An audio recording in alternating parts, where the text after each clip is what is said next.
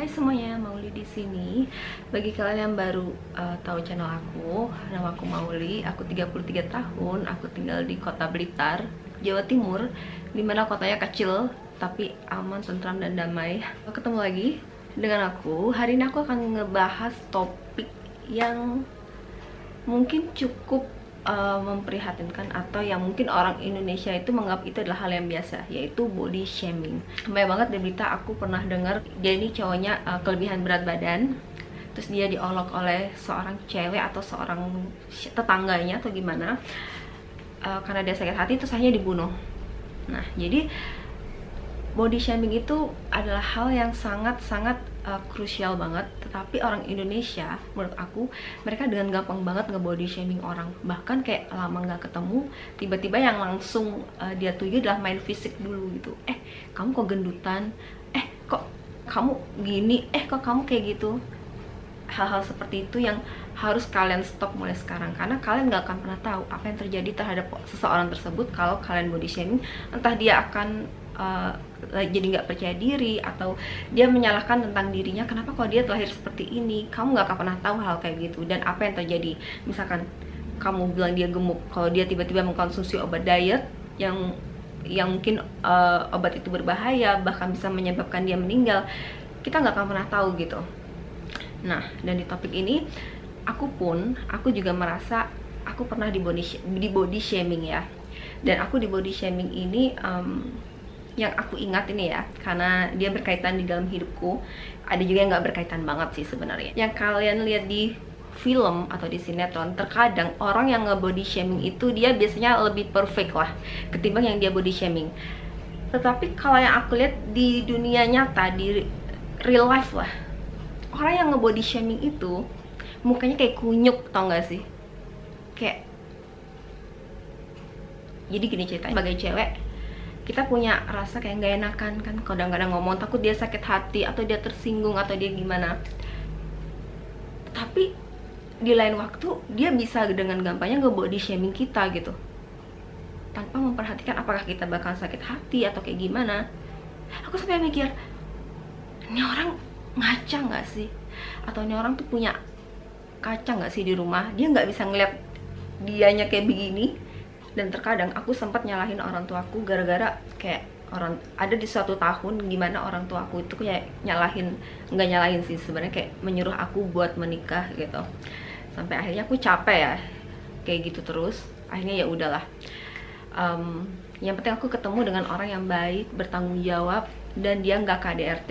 Ya udah, agamanya juga seiman, Muslim dan bagus. Ya udah, kenapa enggak gitu. Sampai akhirnya kenalan lah aku.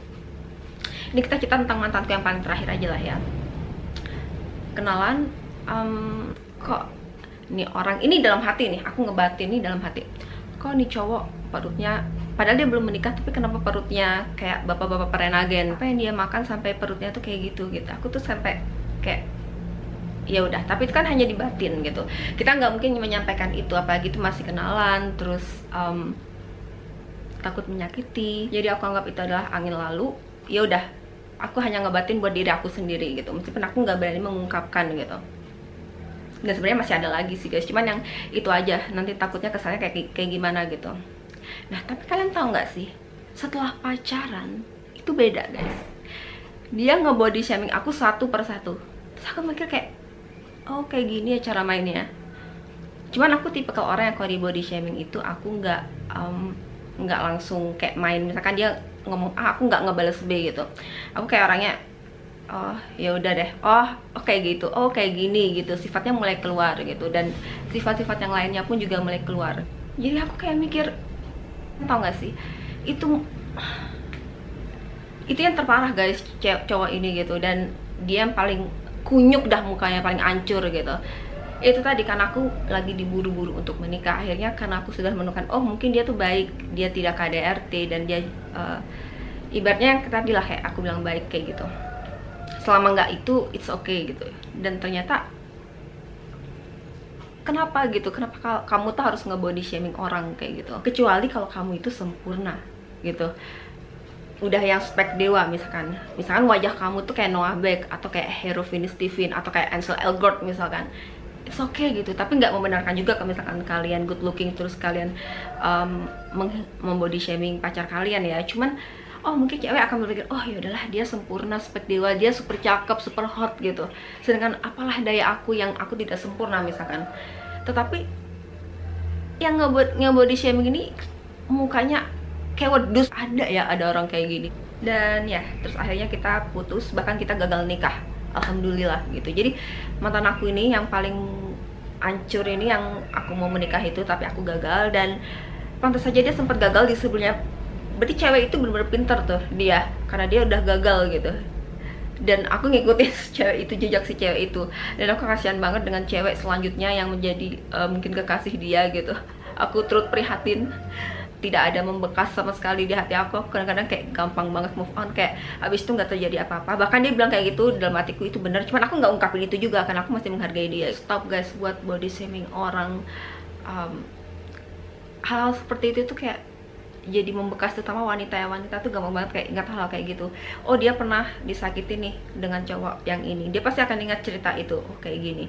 Jadi kayak sekarang nih ya, mungkin orang aku udah nggak kayak dulu, jadi aku lebih enak, lebih gampang, jadi aku lebih tenang. Jadi aku juga nggak mau gara-gara efek aku diburu-buru terus akhirnya aku kayak sama cowok jadi ya udah deh kayak gitu, yang penting dia ini itu ternyata malah sifatnya keluar semua. Itu baru setelah pacaran keluar, belum kalau menikah. Jadi kayak harus lebih hati-hati, karena siapa sih yang nggak kepengen menikah itu dengan orang yang tepat gitu. Jadi jangan sampai. Dan aku berharap melalui video singkat aku ini, aku hanya ingin stop body shaming, stop ngebully orang, karena hal-hal seperti itu tuh nggak bagus, nggak baik. Jadi jangan dibiasain. Orang-orang yang suka ngebully, orang-orang yang suka ngebody shaming itu kayak orang itu tuh belum dewasa, dia tuh kayak main-main sifatnya, dan mainnya kurang jauh gitu. Jadi please grow up, dewasa gitu.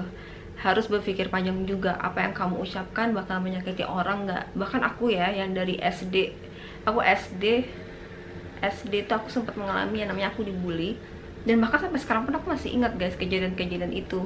Ya udahlah, itu udah masa lalu, tapi masih ingat aja karena kayak susah gitu buat ngilangin itu. Dan itu tuh kayak membekas. Please, dewasa. Apa yang kamu lakukan, tolong dipikir lebih jauh lagi, apakah itu bakal berdampak negatif buat orang atau bakal menyakitin hati orang.